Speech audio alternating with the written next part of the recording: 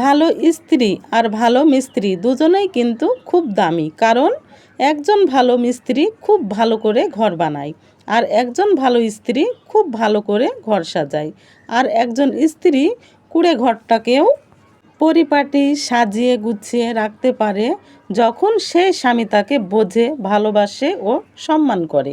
আমি আবারও চলে এসেছি বোনের বাসায়। এসে দেখি বোন আমার সব পছন্দের খাবারগুলো রান্না করেছে। খাবারের মধ্যে ছিল পাট শাক, যেটা আমি খেতে খুব পছন্দ করি, মুরগির মাংস, ডুমুর ভাজি, করলা আলু চচ্চড়ি আর শিং মাছ ভুনা। আর যাই হোক, এগুলো দিয়ে মজা করে ভাত খেলাম। আর আমার বোন আমি কি পছন্দ করি সেটা মাথায় রেখে রান্না করে, যেহেতু মায়ের পেটের বোন। এদিকে খাওয়া দাওয়া শেষ হয়ে গেল।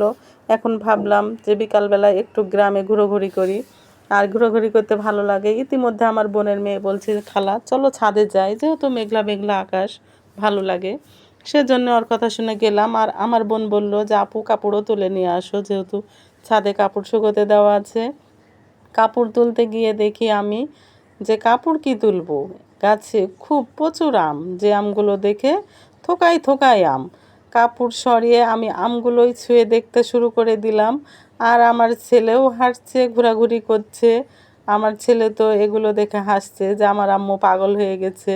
আমি বলছি, বাবা এগুলো ভালো লাগে, গাছে ফল আসলে খাওয়ার চাইতে মানুষকে দেওয়া, চোখে দেখা, এই আনন্দগুলো অন্যরকম, যেটা আমি যেহেতু গ্রামের মেয়ে এটা ছোট থেকেই অনুভব করে আসি। আর এই ভালো লাগাগুলো আমার এখনও থেকে গেছে। এদিকে আমার বোনের মেয়ে বলছে, খালামণি খাবা নাকি? আমি বলছি, না, আমাকে পাগলি পেয়েছিস নাকি? আমি কি আম চিনি না? এটা ন্যাংরা আম। এই আম কাঁচাতে অনেক টক, আর পাকলে অনেক মিষ্টি, অনেক স্বাদ খেতে। কথায় আছে, টাকা থাকলে নাকি বাঘের চোখও কিনতে পাওয়া যায়, আর যেটা চোখে লাগে সেটা মুখেও লাগে।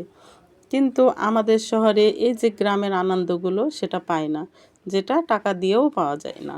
যাই হোক, এদিকে আমার বোনের ছেলে ড্রাগন ফলের গাছ লাগিয়েছে, সেই গাছগুলো ঘুরে ঘুরে দেখলাম। আমার ছেলেও দেখলো। আমি বললাম যে দেখো, গ্রামে ও পড়াশোনা করে, পাশাপাশি অনেক কাজ করে, তার মধ্যেও কত শখের জিনিস, গাছগাছালি সবই লাগায়। যাই হোক, এক কথায় পরিশ্রমী। আর এইভাবে কাপড় চোপড়গুলো আমি ছাদ থেকে তুলে নিলাম। যাই হোক, প্রিয় ভাই বোনেরা, তোমাদের এই ভিডিওটি যদি একটুও ভালো লেগে থাকে, তো যারা লাইক দিতে ভুলে গেছো তারা অবশ্যই একটা লাইক দিয়ে পাশে থেকো। আমি তোমাদের আরও একটা কথা বলি, আমার কথা বলার মাঝে যদি কোনো ভুল ত্রুটি থাকে তো অবশ্যই ক্ষমার দৃষ্টিতে দেখবে।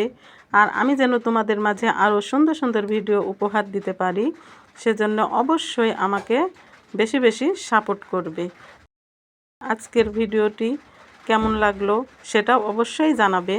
আরও গ্রামের সুন্দর সুন্দর ভিডিও আছে যেগুলোতে আমি ভয়েস দিতে পারিনি, সেগুলো অবশ্যই দিব, তোমরা পরবর্তী ভিডিওতে দেখো। আজকের ভিডিওটি এ পর্যন্তই। ভালো থেকো, সুস্থ থেকো। আল্লাহ হাফেজ। আসসালামু আলাইকুম।